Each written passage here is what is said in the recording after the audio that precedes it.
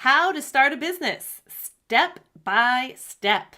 I've broken out starting a business step by step into 3 categories of 3 steps.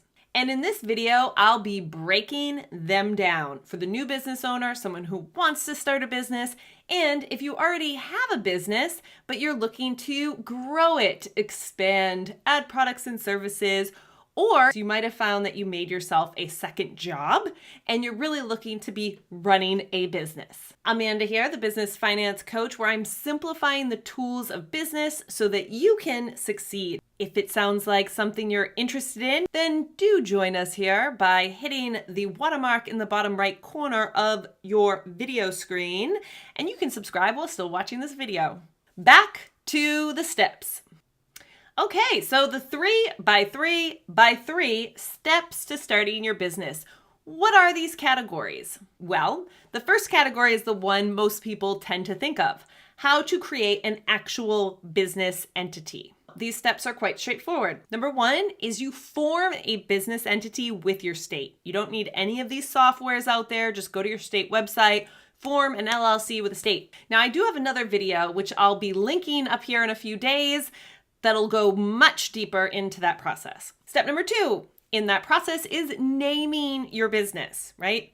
And a lot of things can go into naming your business, especially depending on what stage you're at in business and how to really use a name and all those sorts of things, which will also be covered in another video linked above. The third and final step is maintain that business entity so that it actually exists if you ever really need it to.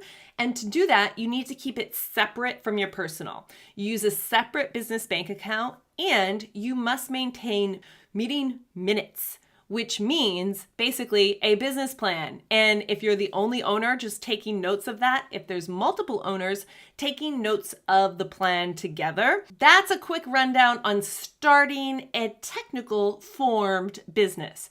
However, you can form a business and be like, so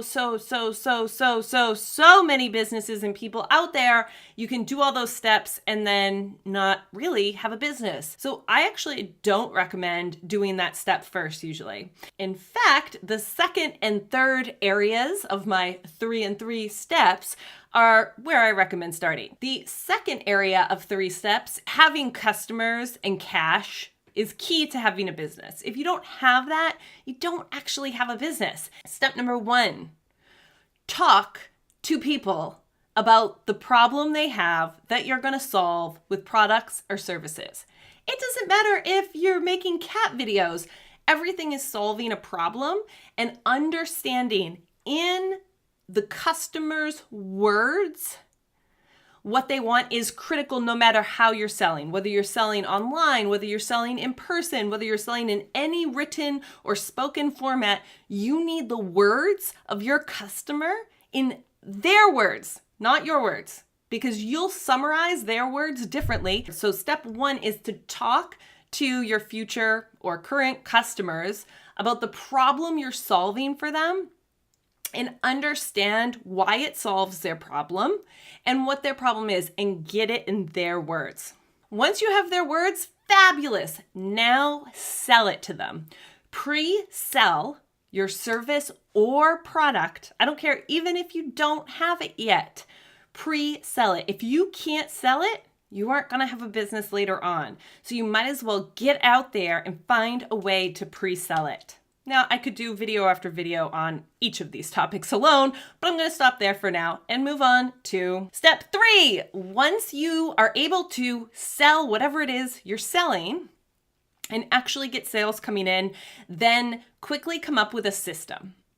Sit down with a piece of paper and look at, even if it's very basic, the system for selling and bringing customers into your business. How do you find them? How do you sell them? How do they pay?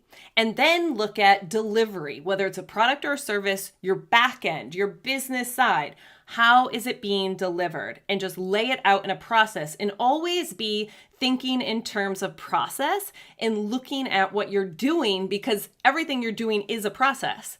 It's when you don't label it as a process and continually formalize and improve it that you miss out on building a real business. On to the last crucial 3 for growing your business. So let's be real. Life is a very internal experience. We have our thoughts and we have our feelings, and we are experiencing life.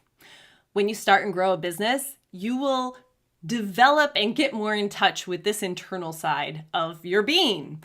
And that's why running a business is a great way to grow as a person.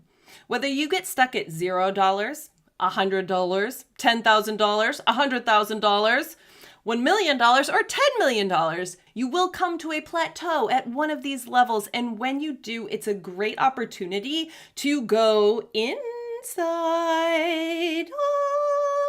So how does going inside help you? Step 1, find out what you're really thinking and feeling.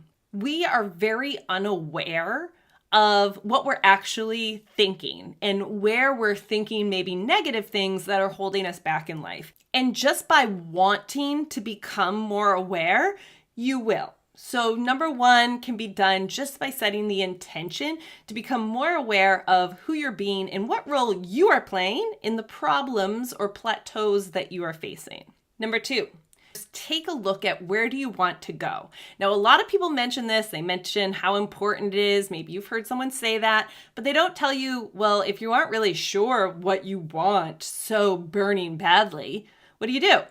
Well, you write down what you want every day. You write down your goal every day. You write down the thing you want most in life every day from that moment, and be as honest, brutally honest with yourself as you can.